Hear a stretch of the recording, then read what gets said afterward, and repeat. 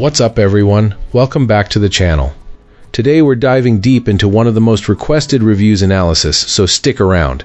You don't want to miss this. But before we get into that, if you're considering a purchase, don't miss out on this incredible discount available right now. Check the description below and the pinned first comment. Now, let's not delay any further and jump right into the details. So this printer sort of wandered into our life after a long run with an old HP that refused to cooperate with our network, no matter how many birds or apps we tried. It was pricey up front, but after a month of using this Epson, I think we found something worth chatting about.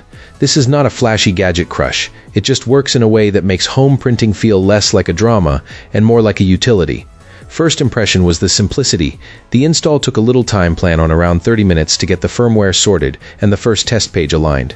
If you follow the steps and don't rush the process, it goes smoothly. The setup aside, this printer handles printing from a few different angles that matters to us. It prints from iPhones with ease, and it can accept print jobs without me sweating over whether my Mac needs to be online every second. It sits on our home network and just works, which is a big relief after the constant tinkering with the old inkjet. The ink situation feels honest. This printer uses tanks instead of tiny cartridges, which means the ink lasts a lot longer, and replacement ink is relatively affordable.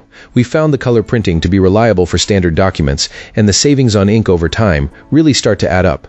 The automatic two-sided printing is a feature I didn't realize I'd appreciate this much until it started saving paper every week. It's not just a nice to have, it changes how you run a home office or a busy household print routine.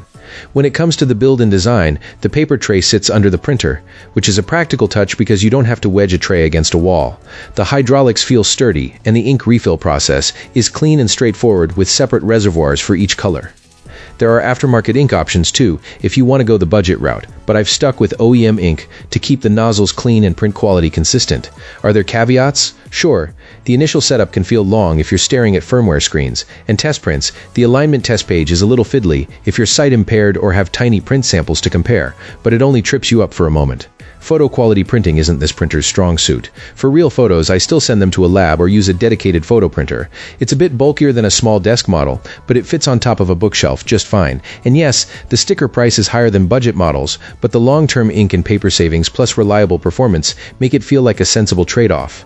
Overall, this printer has become a dependable workhorse. It handles the basics well, the ink economy is real, and the everyday workflow is calmer now. If you're tired of chasing connection quirks and ink drama, this printer is a solid upgrade.